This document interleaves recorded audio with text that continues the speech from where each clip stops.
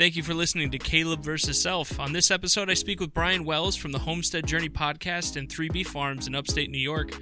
We talk about how he started homesteading, how the terms sustainable and organic sometimes miss the mark, and how so many communities tend to run people away from their craft instead of welcoming new people with open arms.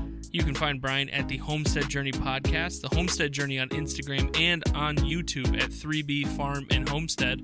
It was a fantastic conversation. I'm hoping this spring to be able to raise a couple little chickens with my girls.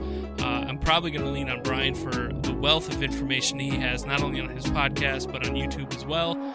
Thank you again for listening, and hopefully you enjoy this conversation.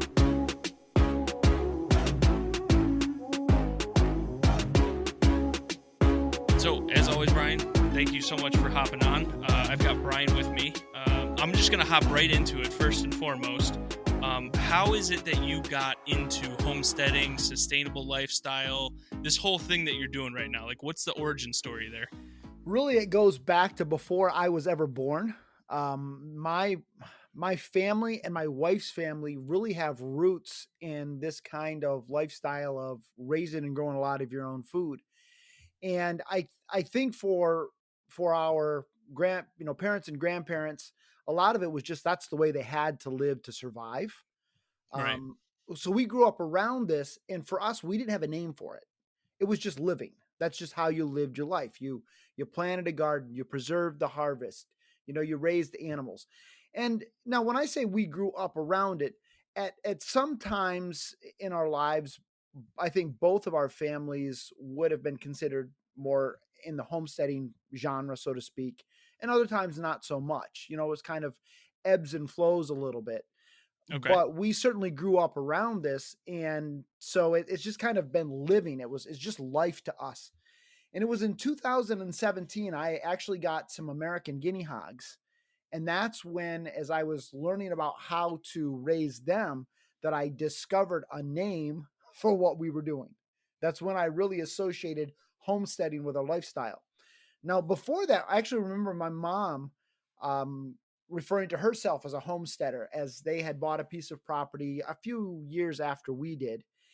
And when she started referring to herself as a homesteader, I kind of rolled my eyes. I'm not going to lie, because there was just something about that term. I don't know what it was, but I just kind of associated it with, I don't know. It's probably judgy on my part, but I just have a very positive view of homesteading at that point.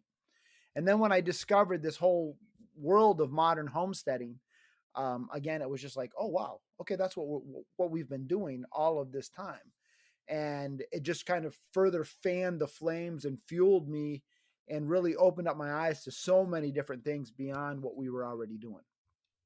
I think that sums up a lot of people who partake in homesteading right now. I mean, it's really a lifestyle. It's something that you, typically speaking, have been raised in, or at least have some glancing knowledge of.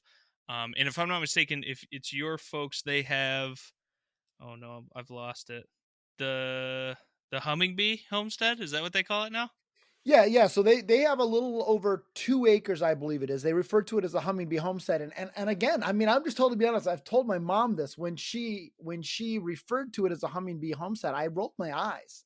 I don't think I did it in front of her, but I was just like, oh, Sure. Come on, Mom. I mean, come on, what's up with this?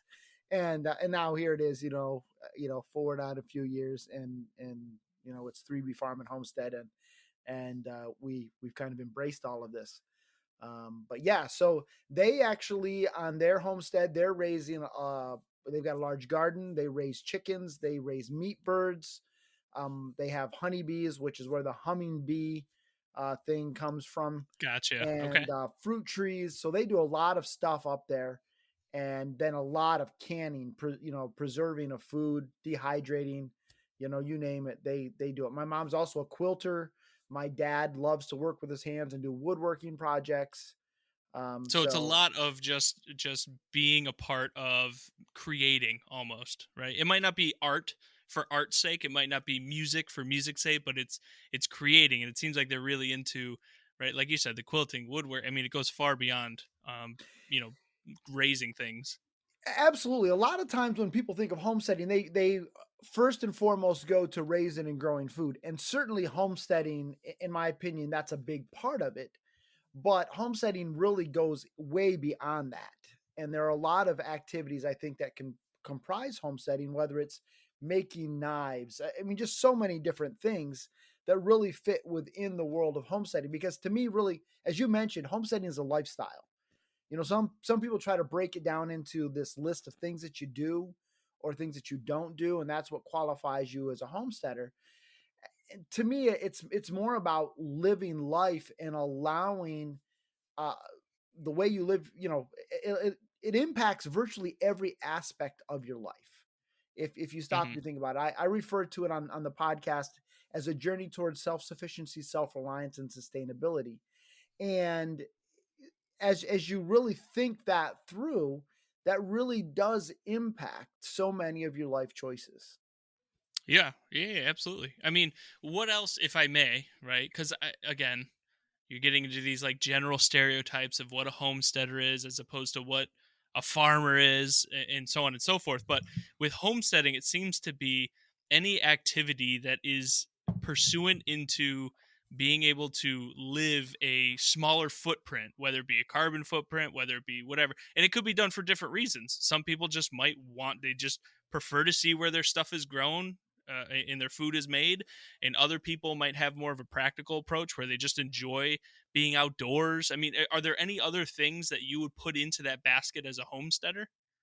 Well, I think number one, there's a number of things that drive people to homesteading or bring people to homesteading. I shouldn't say drive. That's probably the wrong word, but really cause homesteading to be appealing. For some people, it's health challenges. They've gone through health events where whether they're allergic to milk or they're allergic to gluten or whatever, just a lot of health reasons really draw people to the homesteading lifestyle. I think there are a lot of people that are drawn to the homesteading lifestyle just because they are drawn to a more, and I hate to use the term simple way of life because sometimes I get upset when people refer to homesteading as simple. It's a lot more simple to go down to the grocery store and buy chicken than it is to raise your own. Right. Yeah, I mean, that's a fair point. But a lot of people do refer to it as this, kind of back to the earth, back to the land, because people have gotten so disconnected with where their food comes from. There is a certain romantic element to the idea of raising and growing food. But then beyond that, when you look at what we went through in 2020 with regards to scarcity of food and supplies in ways that we have never ever seen before in our lives, Yeah. and really our parents never saw anything like that.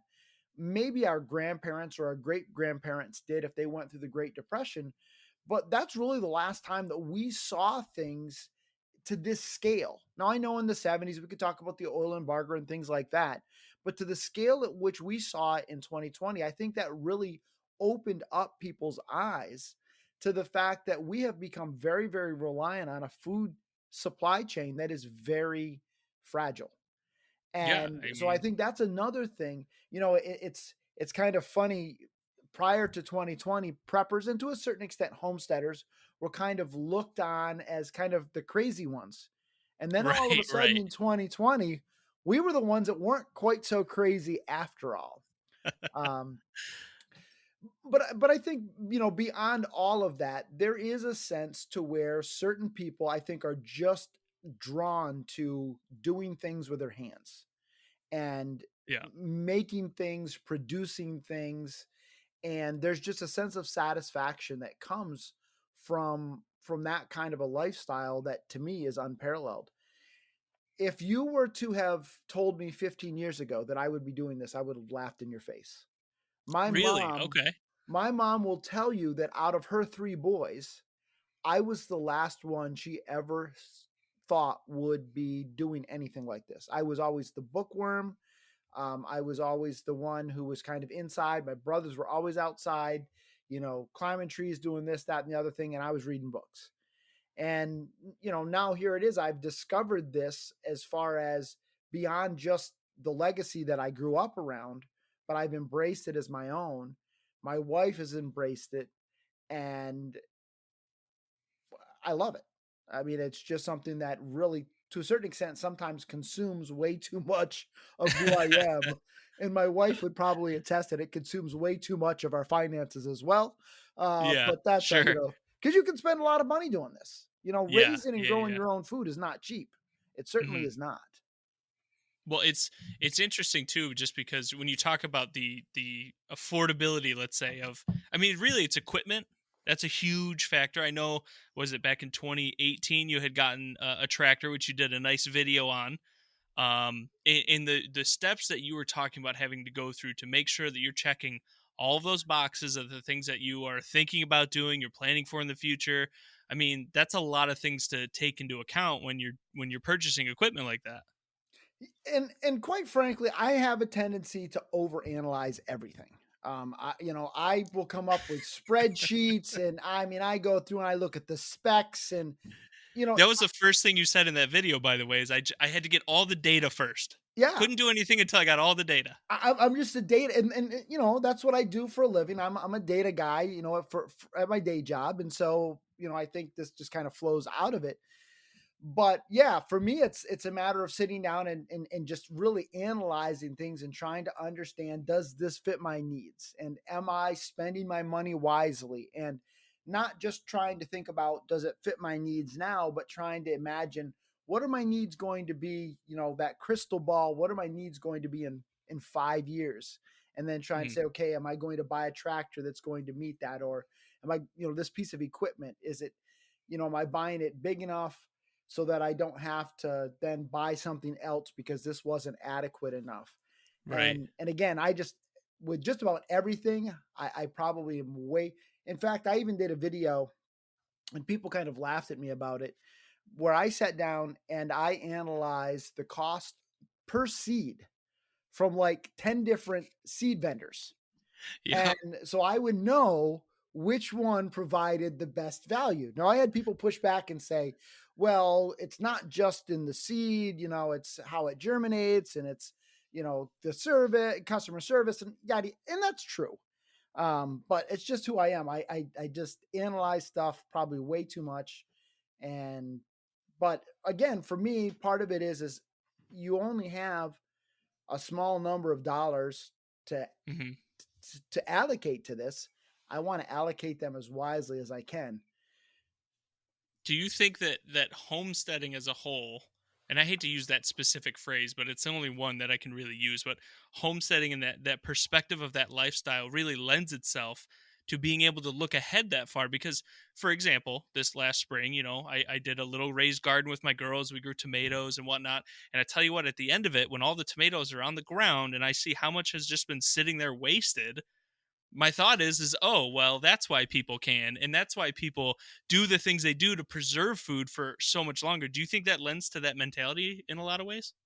Well, absolutely. I mean, I think one of the things that has happened in our culture is food has become a commodity, and Hmm. we no longer realize how much work, literally blood, sweat, and tears, goes into raising and growing food.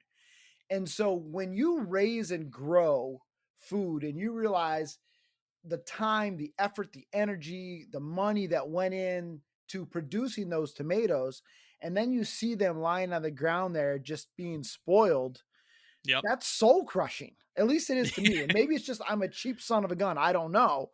Uh, but it is soul crushing to me. And so I think there is a sense to where we preserve the harvest out of respect to the land, out of respect to um, the time, the effort, and the energy that we've put into it. But there also is that sense to where we're storing up for a rainy day. We don't know when that rainy day will come, but we're storing up so that in case that rainy day comes, we're well positioned to weather the storm. In fact, when the COVID thing, came down in 2020, one of my friends at work said to me, she said, Brian, she said, out of all the people I know, you were the person I was least worried about being able to handle this, because she knew that we were well positioned. Now, are we 100% self-sufficient? Are we 100% self-reliant? Are we? No, we're not. And I don't think Sure. anybody will ever get there. Hmm. I think we're always on a journey in that direction, where we're taking baby steps towards those ideals. I don't think anybody will ever be 100% self-sufficient, self-reliant, or sustainable. And that's absolutely okay. but it's a matter of, can I make decisions today that will help me be more self-sufficient, more self-reliant, and more sustainable than I was yesterday, than I was 2 weeks ago. And, it keeps propelling us into the future. That's interesting too, just because you think of this as a scale, right? Either I'm completely on the grid, quote unquote, right? Or I'm completely off. And there's no I like that idea of like obviously we can't be one. I mean, you can be one. You can be completely on the grid, but you can't be completely off without making some insane sacrifices. But to be able to slide that scale towards being a little more off of the grid or less dependent on especially supply chain. I live in Rochester, New York, and you can go to Red Lobster and have an Alaskan crab. How many resources were used up transporting that one crab from the Bering Sea all the way to upstate New York? I mean, that's just one small bit of it, right? That's absolutely a great point, and that's why even when people talk about things that are sustainably farmed, and folks, you do you. I'm not sitting here in judgment at all, but Sure. on the other hand, when you think about what it takes to get something that has been sustainably farmed in the middle of Timbuktu, flown over to Rochester, is that really sustainably farmed? I would Hmm. argue that it's not. And I'm not, again, I don't, quite frankly, I eat, I go out to dinner and I'll have crab. I don't, stress about it. But on the other hand, I think sometimes people look for that label to say sustainable, and then it makes them feel good. They don't really think about all of the things that really went into it. It's Yeah. it's almost like sustainability has become this trendy thing. It's like it's the politically correct, it's the trendy thing to be a part of. And so the words really no longer have meaning. I don't think until you, and I'm not saying that everybody has to go out and be a farmer, or that everybody has to go out and raise their own meat, or those kinds of things. But when you start taking steps in that direction, or you start supporting local farmers, or you start you buy at a farmer's market, whatever it is, you start becoming more connected to your food. And I think Yeah. when you become more connected to your food, you value food a lot more, and you're going to have less of a tendency to waste that food, the more that you are invested in it. One of the things that and this is a bit of an overstatement, for sure, but I sometimes will say, if you can't kill it, maybe you shouldn't eat it. Now, I Mm, understand that some people don't have the emotional capacity to do that. Okay. sure. But when you are somebody who harvests an animal, and there are people who I know are very opposed to that. And I understand, I get it. Don't get me wrong. But when you're the one that takes that life, you value that in a way that an exchange of dollars will never ever value that that that that com- that food. Yeah. And so to me, people will say to me, "Well, Brian, how can you raise an animal and then kill it?" Hmm. And I have said the moment that no longer bothers me is the moment that I've made a promise to myself that I am selling every animal that I have. Yeah. Because to me, I am respecting that animal by trying to give it as good of a death as it had a life. Our goal is one bad day. Hmm. And so, again, when we treat food, whether it's meat, whether it's vegetables, as a commodity,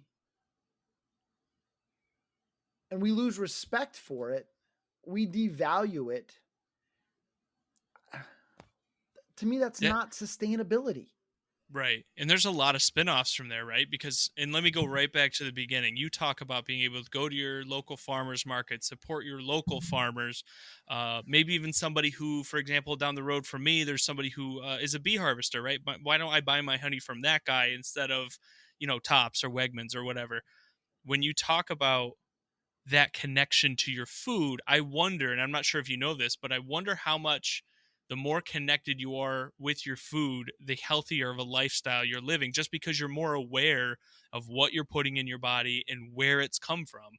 I wonder if there's a larger connection there, because like you said, you appreciate your food at such a larger extent. You know the people who grew it, you know the time and effort it took.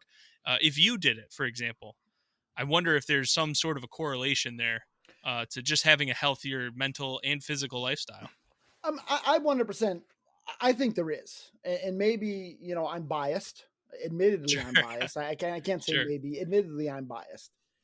But certainly, the fresher the food is, in my opinion, the better it tastes.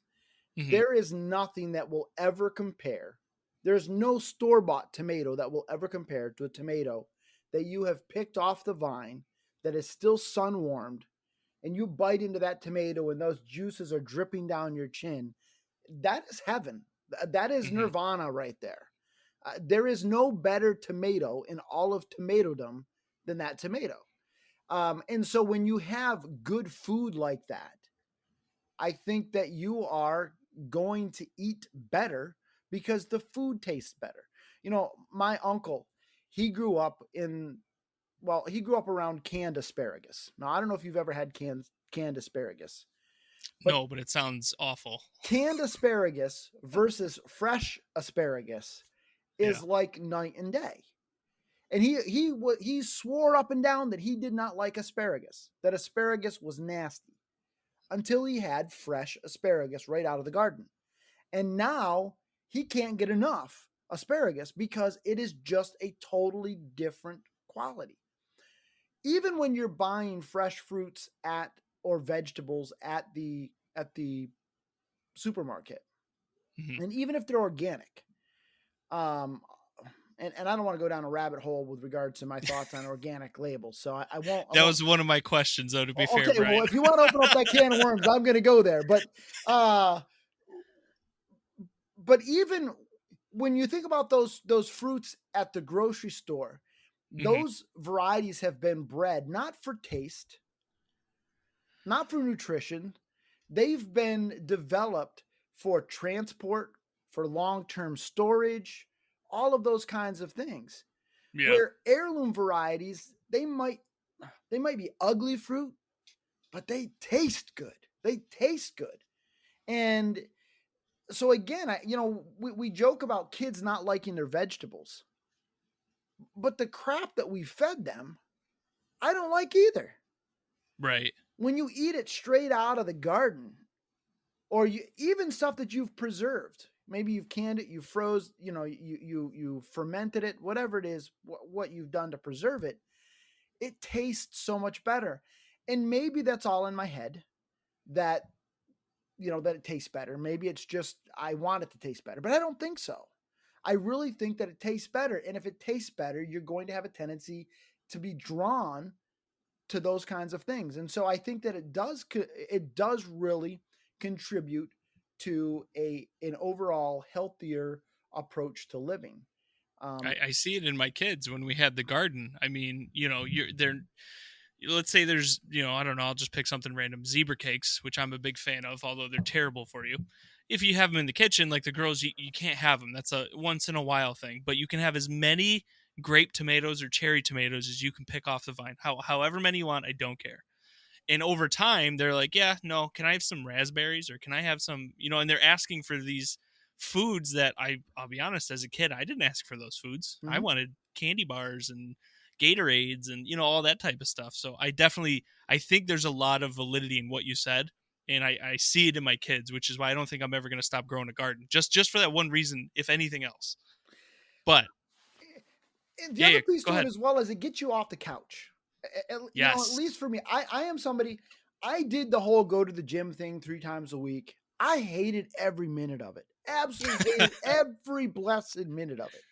So for me, homesteading, the farm, whatever you want to call it, that's my gym. Hmm. Sometimes it's moving around a half a ton or a ton of feed. So it's lugging water, it's shoveling out chicken coops sometimes. But it gets me off of the couch. It keeps me from eating Cheetos and getting fat. Now, Right. maybe I've still packed on a few pounds, but definitely my lifestyle is a lot more active as a result of being a homesteader than it would be if I wasn't, because I know Yeah. myself. Even now, I struggle with sometimes wanting to come home from work and just sit on the couch and, get out the old phone and scroll through YouTube and whatever. Sure. And so, I've got to feed the pigs. Nobody else is going to feed the pigs for me. Sometimes I can sweet talk my wife into doing it, but I try not to go that route too many times. Uh, Sure. but they depend on me, so I have to do it. In the morning I have to get up. I've got to lug water out there. It doesn't matter whether or not it's 15 degrees below zero and you got 55-mile-an-hour winds. They don't care. They expect to be Mhm. fed. They expect to be watered. And so again, it just keeps you active. And I don't know if it keeps me young and good looking. Well, definitely the good looking part. I That mean, doesn't the help. But goatee, the beard. I'm a big fan, as you can see, of yeah, any facial absolutely, hair, right? absolutely, no But doubt. let's briefly move into organics, and I don't want to light a fire on your backside here on this one, but that seems to be a hot and heavy topic, no matter where you go, whether it's farming, whether it's nutrition, whether it's homestead, it doesn't matter. So when you talk about organics, I'll just kind of give you at least a brief overview for my thought process. The term itself is kind of ridiculous in a lot of ways, because food organically, like tomatoes today and corn today and all these vegetables and fruits that we have today, do not look like what they did a couple hundred years ago. So Mhm. what the hell is organic as opposed to non-organic? So organic is supposed to really refer to the manner in which the animal or the vegetable is raised or grown. And I don't know Okay. if is this wind. Are you picking that up? No, you're We've good. got like serious wind going on right now. It's like 55-mile-an-hour gusts. It's crazy here. We've got it down here too. I'm supposed to be going skiing tomorrow at Gore Mountain. Whew, it's gonna be cold. It's gonna be cold. But anyhow, so it goes back to the manner in which the vegetables or the animals are supposed to be raised. And unfortunately, again, it's become this buzzword that really Hmm. is meaningless, at least in my opinion. Um, you Now, the way we raise and grow things here on our farm and on our homestead is we try to use the least amount of chemicals and fertilizers and antibiotics and those kinds of things possible.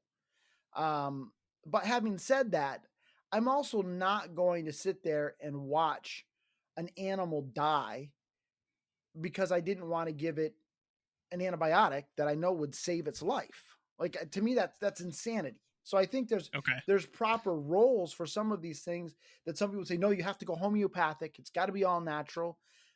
It's nice, but at the end of the day, I don't want to see an animal suffer and die when I can give it a shot of penicillin or whatever, and it can live. That's just Hmm. me. Now I understand other people make different choices, and that's fine. Um, the same way in the garden. I try to use, I don't use synthetic fertilizers. I try to use natural fertilizers, natural methodologies. I try to, control pests with natural pest control methods. But having said that, if I see something, there's some kind of an infestation and I'm not sure what else to do, if I've got to go in more of a non organic route in order to preserve a harvest, I just go on a more practical approach of do the best you can. Right. Um, Right. when it comes down to the organic feed that people get so hung up on with regards to feeding to their animals, I've heard way too many stories and there's too many documented stories. It's not just like people telling tales, it's actually documented. Legitimate news, not Joe Blow in Idaho's got a blog and writing about, this boat that came out of Turkey that had conventional grain on it and it became organic grain by the time it got here. No, this has Gotcha. been well documented. And so Yeah. I just I don't have any confidence in that label, whereby I'm going to invest more money into a feed that just because it has the organic label on it. I just don't believe that, and then the other piece to it as well is a lot of this stuff comes out of places like Turkey and Russia and China. Give me a break. You know, I mean, if they're calling it organic processes over there, yeah. I'm just not buying it. Right. That's fair. And That's more than fair, I think.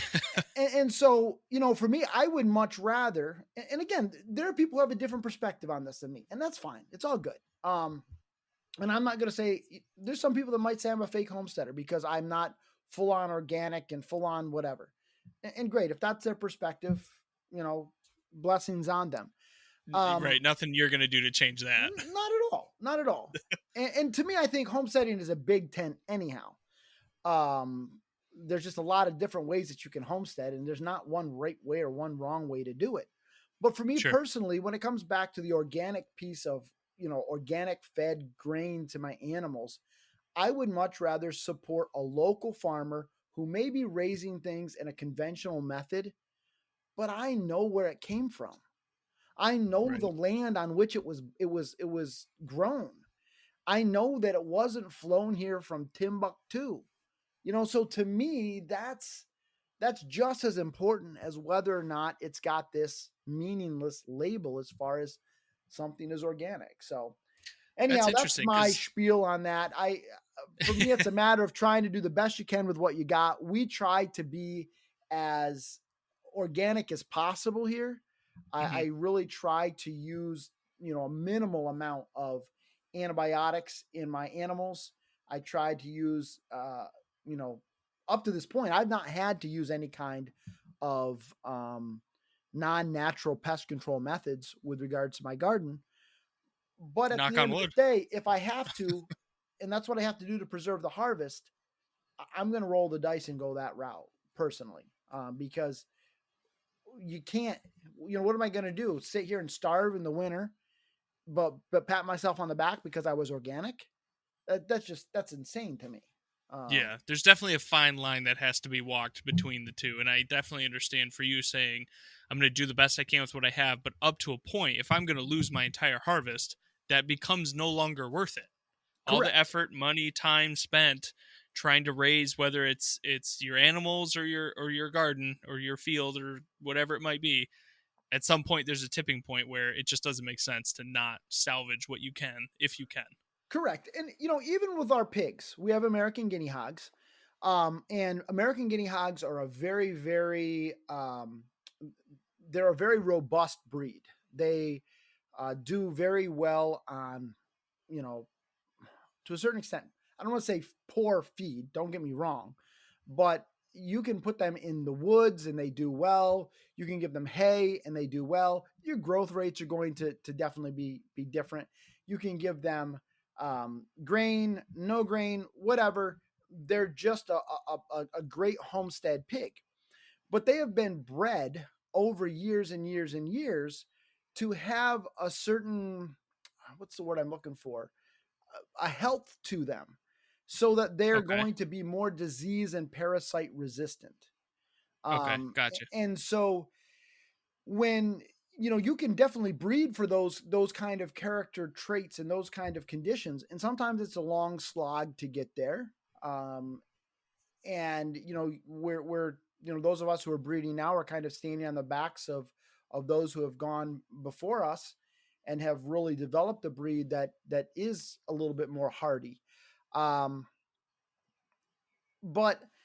when, you know, I've seen people who have let their entire herd of sheep die because they got worms or parasites because they didn't want to treat them with a non-chemical treatment. To me, it would have made more sense to treat them.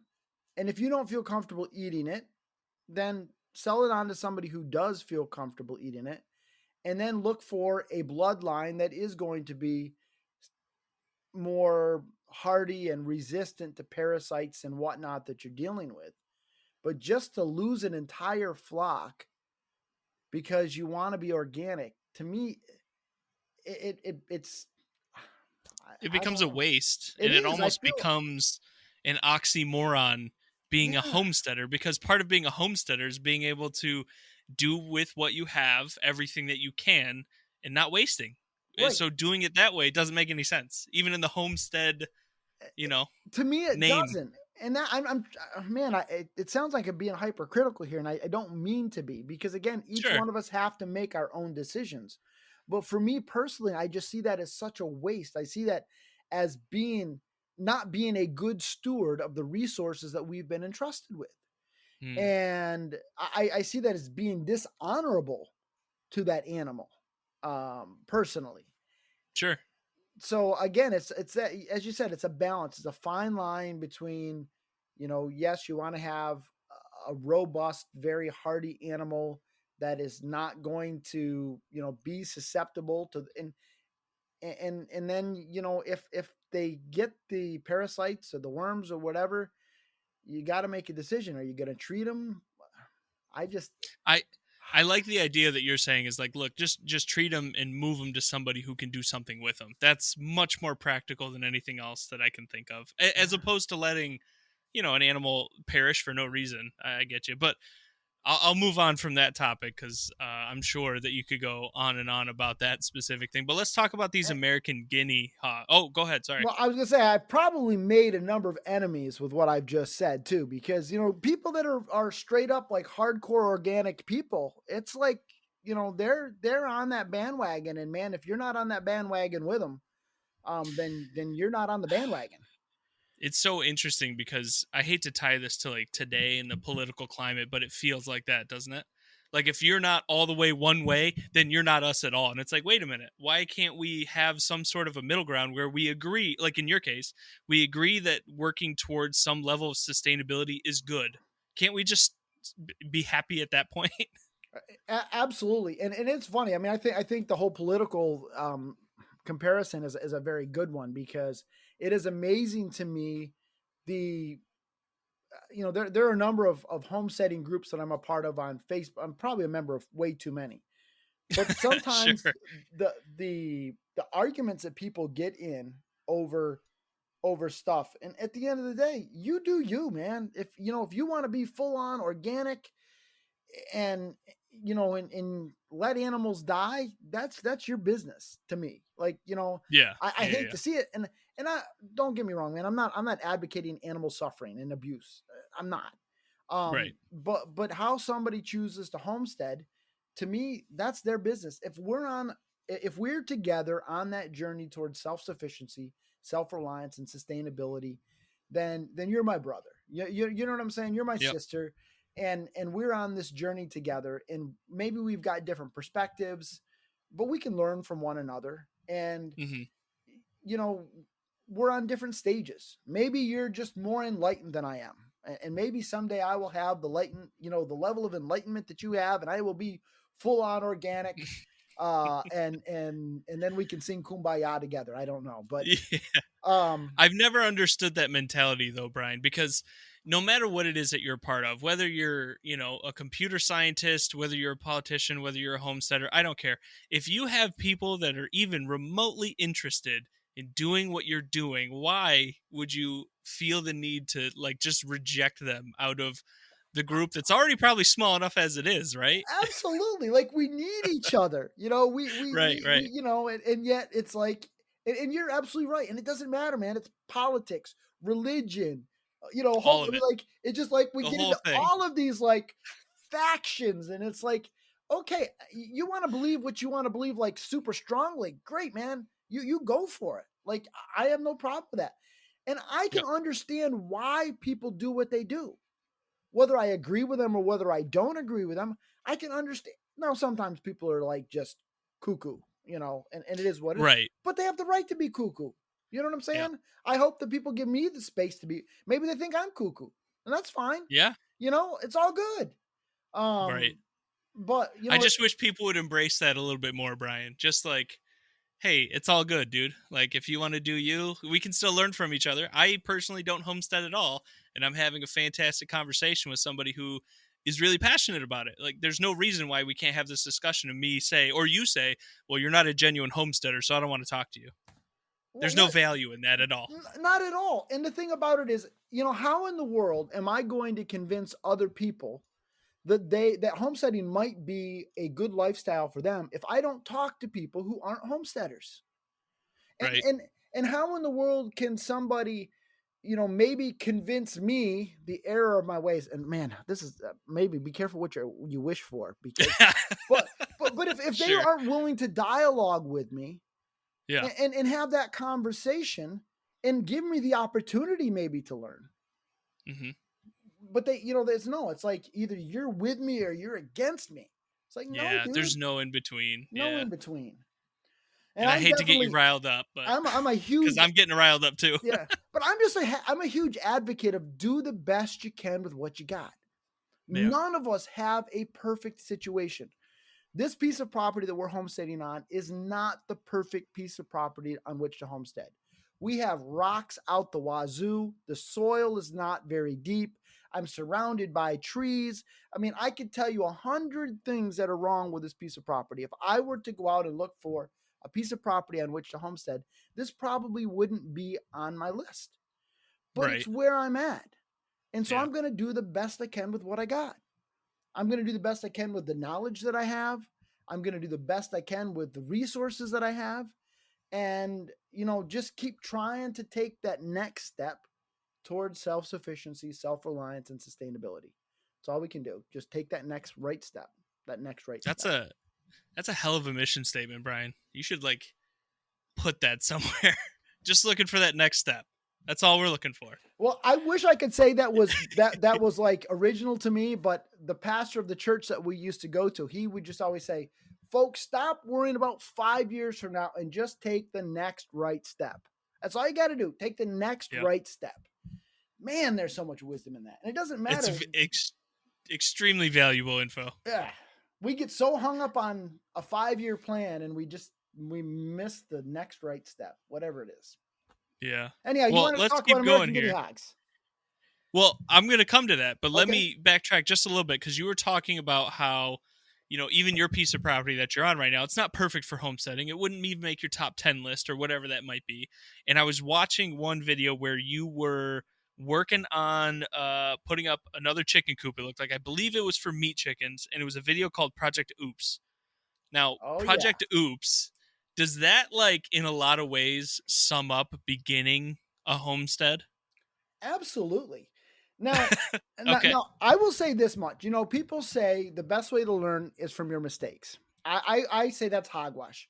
The best way to learn is from other people's mistakes. Having said that, you're going to make plenty of mistakes all along the way. And so if you're somebody who can't learn from your mistakes, God help you in life in general, but homesteading probably isn't going to be for you, because homestead, I mean, I look back and man, I'm still making mistakes, but I look back on some of the mistakes that I've made along the way, from how I space my raised beds, for example. I mean, I've got those things way too darn close. I think I was trying to get as much food out of an area as possible. And so I got those, I think they're 18 inches apart, which is great right now. But then you get crops in there, things growing up and they're cascading over the edges. You can't hardly get down the row. Without stomping on some tomato vines by accident. But now what am I going to do now? Am I going to dig them all up and move them? No, I got to live with the mistakes I made, Right. I mean, I can go through mistake after mistake. One of my biggest mistakes, we decided that we were going to raise a standard. Well, I shouldn't say we, the proverbial we, me and the mouse in the pocket. My wife, man, I tell you, she is such a long suffering saint. I don't want her to say it too loud, but no, she is. I mean, she has just put up with so much of my foolishness over the years. And sort of rabbit trail here. She grew up in a part of Pennsylvania that I refer to as Pennsyltucky, just the hills and the hollers of Pennsylvania. And it was funny this week in Facebook, it popped up a memory. You say and I posted. And I wish I knew what the idea was that prompted this post. But I said, you've fallen far when your wife from Pennsyltucky thinks your idea is too redneck. So I don't know what it was, but it was something that was way out there. But anyhow, so I came up with this idea that we were going to raise chickens in meat tractors and pull them around. I was going to raise chickens in mobile tractors and pull them around the yard. Now, when we talk about a chicken tractor is not a John Deere with a chicken on the side of it. Right. A Right. chicken tractor is a mobile coop. There's many different designs out there, but that's what we refer to as a chicken tractor. So I had this idea. I was gonna raise chickens in these chicken tractors. So first thing is I way overbuilt them. They're made out of cattle panels. It's called a hoop coop. You bend a cattle panel over, and you have this great design. Well, I way overbuilt these things. They were they were supposed to have 2x4 bases. I built them with pressure treated 2x6s. Heavier than a dead preacher. I was going to say, how much does that weigh? Way too much. It was. I mean, it was all I could do to move them. And my wife, I can't give her weight out on a podcast, but she doesn't weigh a whole heck of a lot. Sure. And she could. There's no way she's moving. No way she's moving them. Yeah. But I had this brilliant idea. We were going to raise these chickens in chicken tractors. We were going to move them around our yard. And then, to add insult to injury, I saw I could buy a bunch of standard breed roosters for really, really cheap. Not thinking that a standard breed rooster is going to take 24 weeks to reach butchering weight versus 8 weeks with a Cornish cross. A standard breed rooster is going to be a whole heck of a lot more active. So they're going to peck and scratch things up a lot more quickly than a Cornish cross would. Not to mention that you have 25 standard breed juvenile roosters in a mobile chicken tractor outside your bedroom window, and they're learning how to crow. That's not a recipe to have a happy wife and a happy life. No, I wouldn't imagine. At the time, I was traveling quite a bit for work. And so I would be gone sometimes for a week at a time, and my wife couldn't move those chicken tractors. And so I would come back, and it would just be this moonscape because those chickens had just decimated all of the grass. My yard never has fully recovered from that mistake. Really? Because the grass went, and part of it was laziness on my part. Fully, I'll own it. I didn't reseed it, and it came back to weeds. So my lawn is not that it was ever pretty, so to speak, but it's never fully recovered because of that mistake that I made. Now back to your, the video that you mentioned there, Project Oops. That was a chicken tractor, a smaller version of a chicken tractor that we were going to build. And I had this idea in my head that it was going to be this great time of us as a family building this chicken tractor, and I was going to record it, and it was just going to be awesome. It was going to make for some great YouTube content. But I also thought I knew better on how to put the thing together. No. Not so much. Not so much. I still have that thing, and it's actually really worked out very well for me. It's actually been very, very versatile, but it ain't pretty. That's for sure. What do you use it now for? I actually same thing, or? Well, I use it for meat birds in the spring. Okay. And I use it for turkeys later on in the season. And then in the winter, I've actually used it as a hut for small pigs. So Gotcha. It really has been a great multi-purpose piece of equipment on the homestead. But I would build it much differently if I were to build it again today. Well, it sounds like that's one of those things where you've got what you got, so you got to figure something out to make it work somehow. And it sounds like you've done that ultimately. Yeah, absolutely. But it's just a matter of you've learned the lessons as you go along, and sometimes those lessons are super expensive, and sometimes those lessons cost animals lives, and that's the sucky part. It's tough to see an animal die. It really is. But a friend of mine, he said to me, he said, Brian, when you've got livestock, eventually you're going to have dead stock.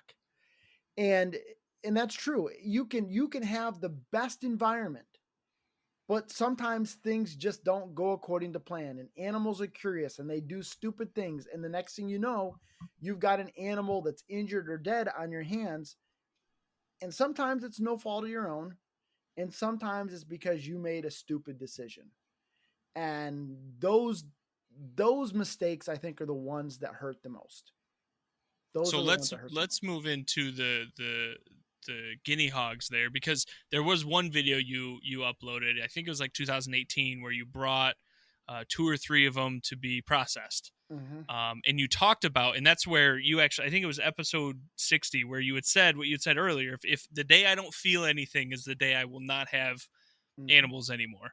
Absolutely. What is it specifically that you feel like you go through when you go through that process of, and I know you've done it yourself as well as have them processed off the homestead.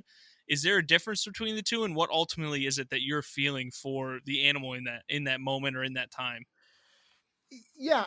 So for me, when I take them to a processor and have them processed, the biggest part of that bothers me is not the fact that they're going to be processed. I'm okay with that. We've raised them for that purpose. Mm-hmm. But it's that I don't have final control over that step. Gotcha. I feel like it's a great responsibility that I am now kind of passing on to somebody else. And so there's a part of me that feels like I'm not living up to my obligation to do the best by that animal. Now, quite frankly, they probably do a much better job of dispatching that animal than I would, because they do it day in and day out. They do it day in and day out. And where I take my animals, I have all the confidence in the world. They're great Mm-hmm. people. It's not that I feel like they're going to abuse my animals. I don't. But there's It's just that last step that you're disconnected from, right? Absolutely. Yeah. Now, when I dispatch the animals here on the homestead, there is that sense. It's a very, very grave responsibility to me. Mm-hmm. And there are some guys on YouTube, Hand Hewn Farm. They do a lot of videos on processing pigs. And one of the things that they do every time they process a pig is there's a poem by, Wendell Berry called At the Hog Killing. And they read that poem every time.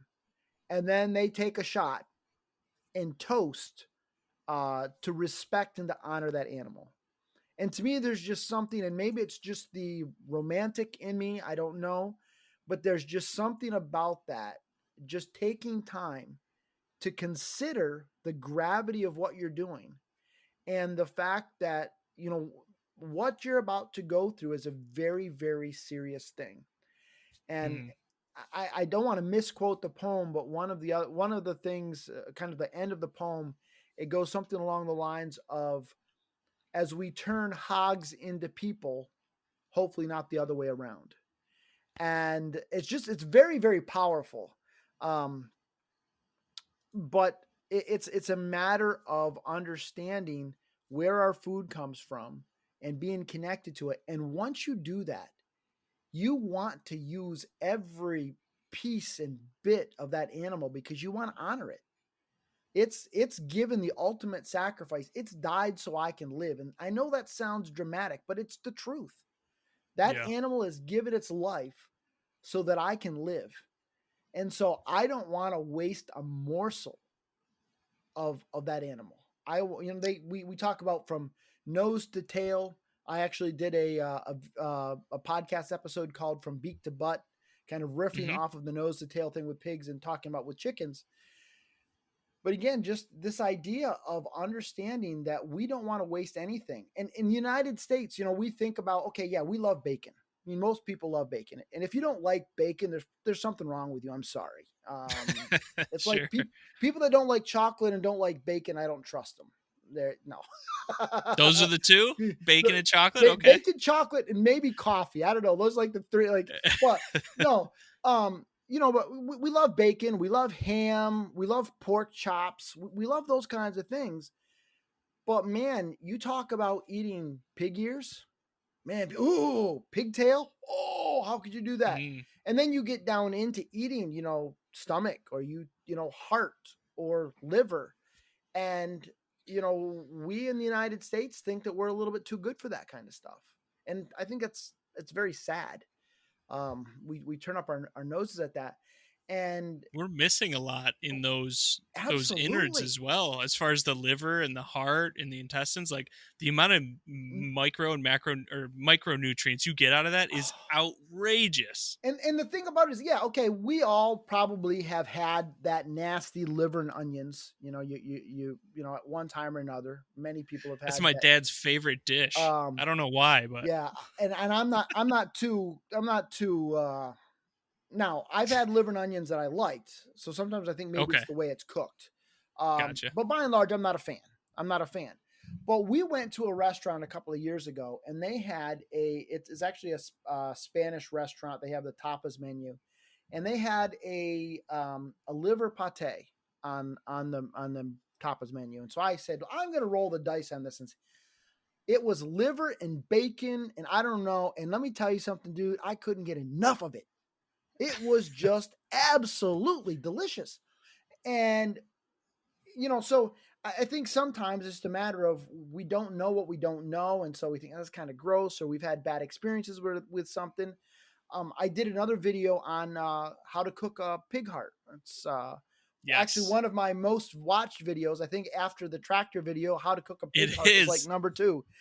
It is. And I've gotten some crazy comments on there. I've got some people that thought I'm crazy. Other people loved it. But it was good. It was good, man. It wasn't like I was just hamming it up for the camera, like, oh, this is nasty, we got to make it look good. No, Right, it right. was good. It was good eating. Well, And after the video with the hogs that you had brought, you sat down and did a video with your family where it was sausage, chops, and I believe shoulder bacon, mhm. along with greens, I think, and potatoes that you had grown. And immediately my first thought is I wonder how different it feels, or I should say how different it tastes, knowing all the effort that you put into it, raising that animal and caring for that animal. Does it in your head almost make it a little better, even if it already is so much more better? 100%. 100%. Yeah. It's that spice of satisfaction. When you sit down to a plate of food and you look at that food and you think, man, 75, 80, 90% of the food on this plate, I have had a direct hand in raising and growing and producing this food. Man, it really is just this awesome sense of fulfillment and satisfaction. And for me, it makes the chip and ice when it's 10 degrees below zero, and caring for sick animals, and turning a canner off at 2 o'clock in the morning, and all of those it makes it all worth it. When you sit down and you think, there is no way I could ever get food that's fresher and more nutrient dense than the food that I have grown and I have on this plate. My family will never eat any better than they're going to eat right now with this meal. And I really believe that. And so there is, I think, a sense of satisfaction that comes along with this. Maybe it's in my head that I think that things taste better, but I don't know. We had it happen last weekend. I mean, all you did was a little S&P, right? Salt and pepper, that was it? Yeah. I mean, not a whole heck of a lot. Right. Last weekend we had my mom and dad over for Sunday dinner, and we did a roast chicken. It was a chicken that we had processed. We had some, we had some squash that we grew last year and had in the cold in the root cellar.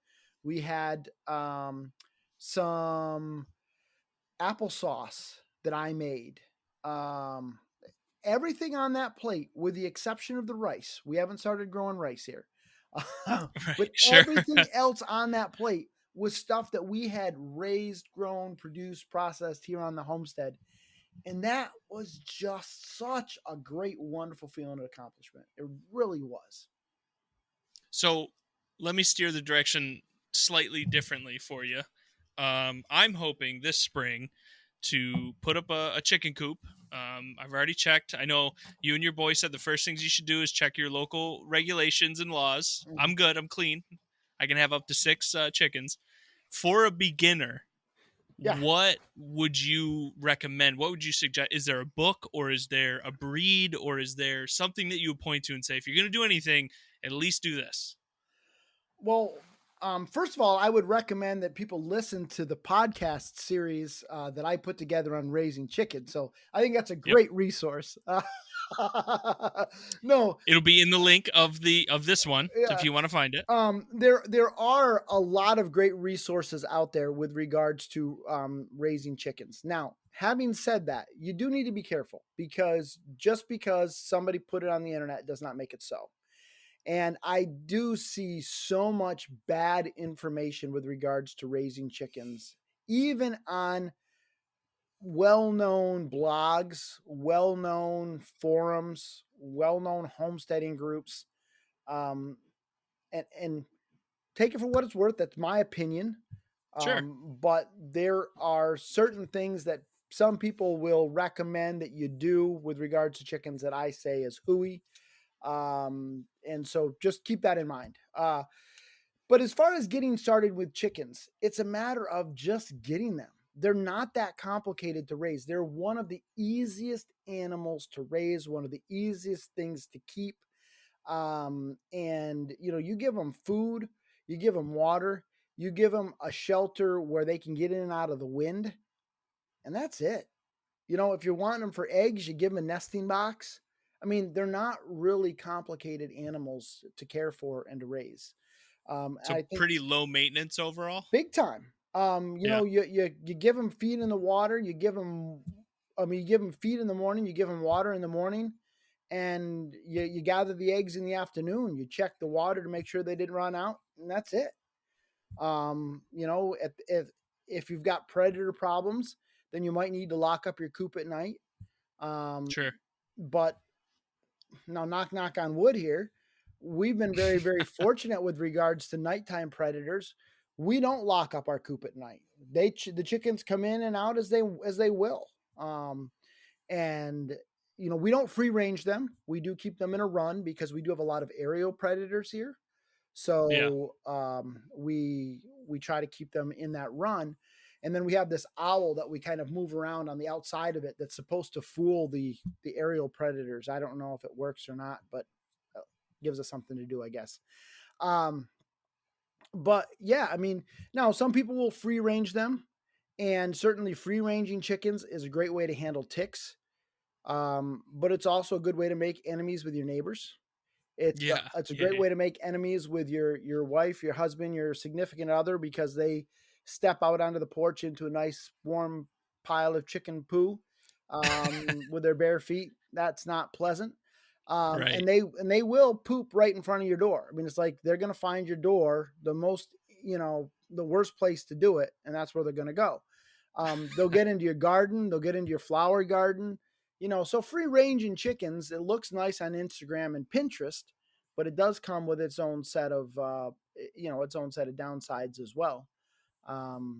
But as far as books go, well, just give me 1 second here, and you can See, edit I'll tell this. you, while you're looking, Brian, Mhm. while you're looking for what you're looking for, I was your prototypical dope and just went to like Barnes and Noble and got, the beginner's guide to raising chickens, because, you know, you can't start raising things without some idiot guide to start you off. But it seems like when I look in this and I compare it to what you talk about on your podcast, there seems to be I don't want to say discrepancy, but I almost feel like what you talk about is very geared towards the Northeast, as opposed to where these books seem to just be like, if the weather's perfect and everything is perfect, here's how you raise the chicken, which couldn't be farther from the truth. Yeah, for sure. I think my approach to taking care of chickens is really, to a certain extent, a bit of a hands off approach. You get into some of these backyard chicken books, and you know people have a tendency to baby their chickens. To me, I don't look at chickens as a pet.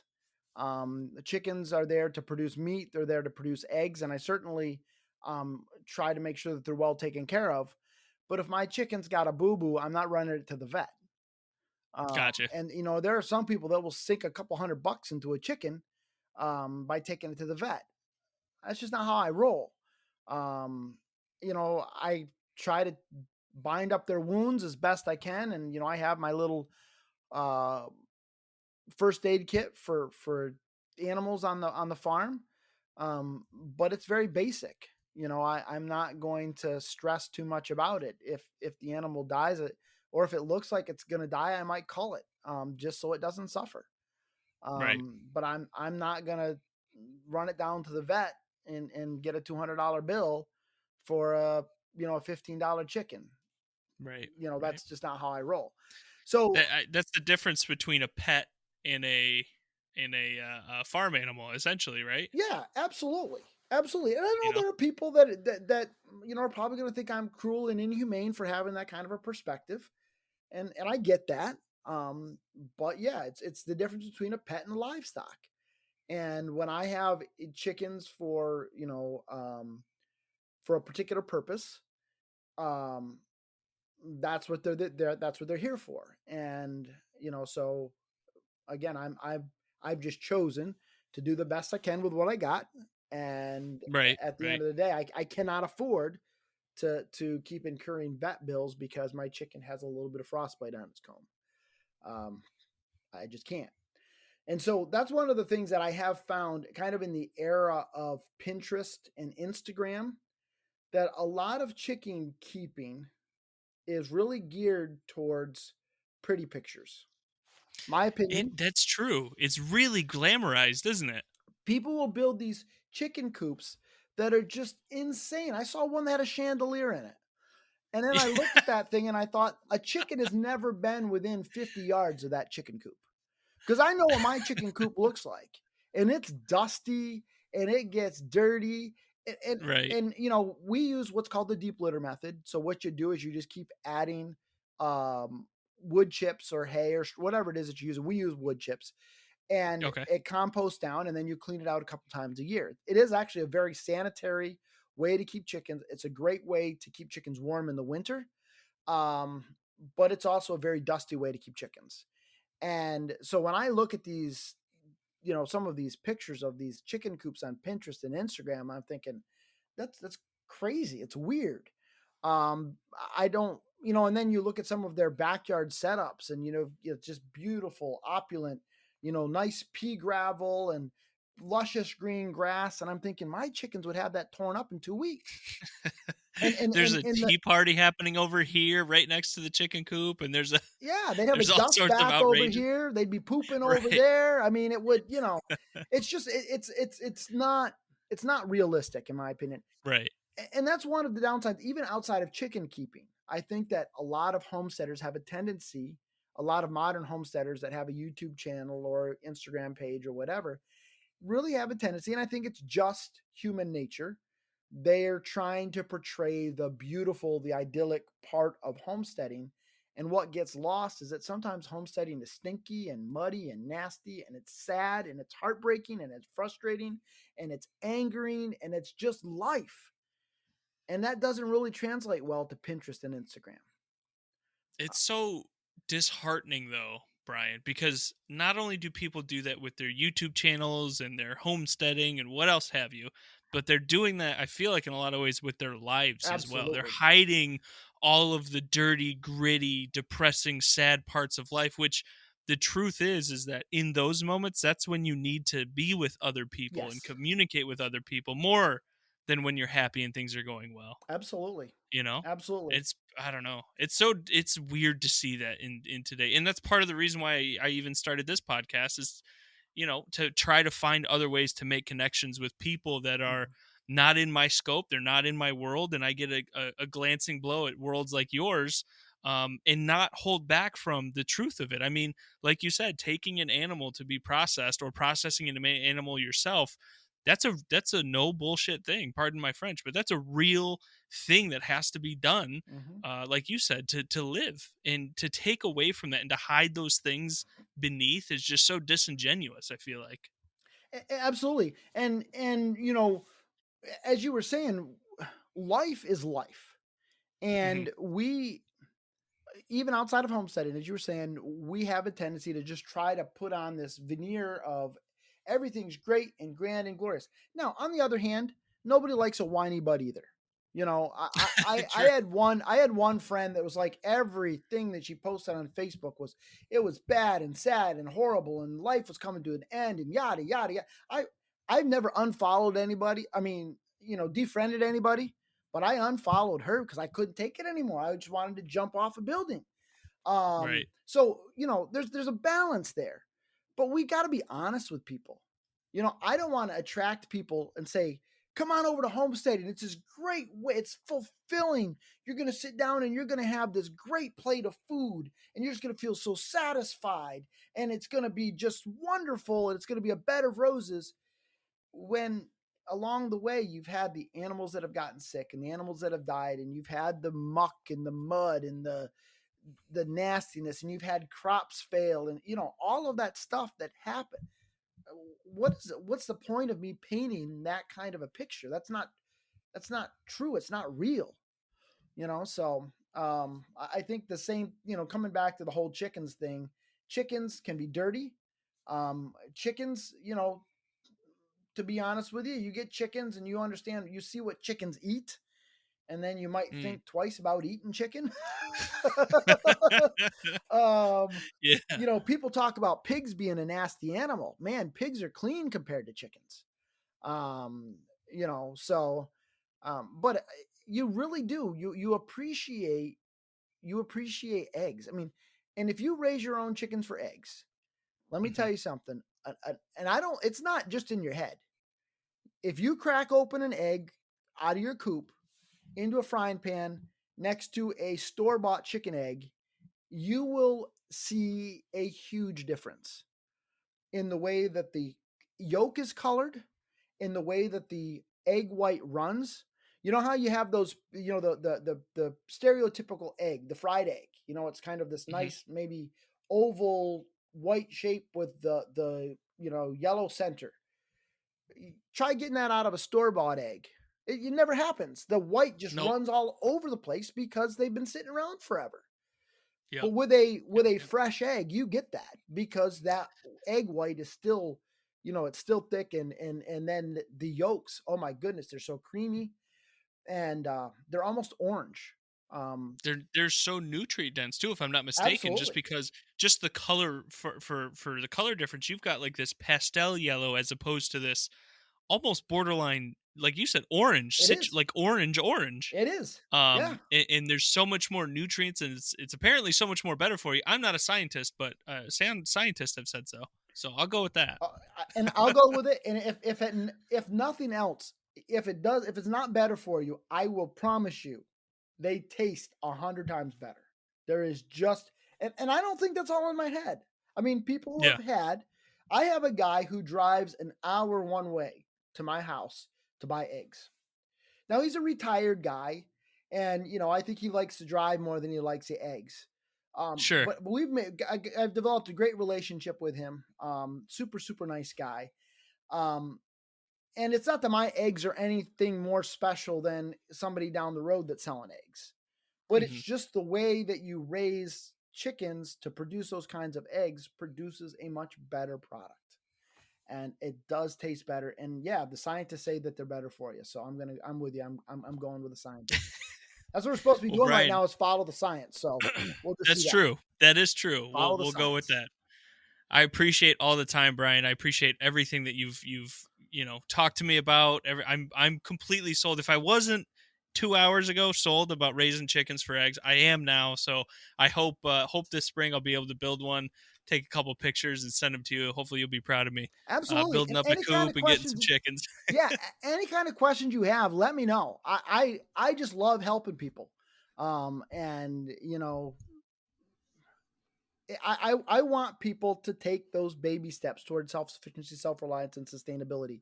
And I honestly believe it doesn't matter whether or not you live in suburbia or you live in, the country with 20 acres. I think all of us can do something to take a step in that direction towards self-sufficiency, self-reliance, and sustainability. There are people in urban areas. In fact, I mentioned this on my podcast.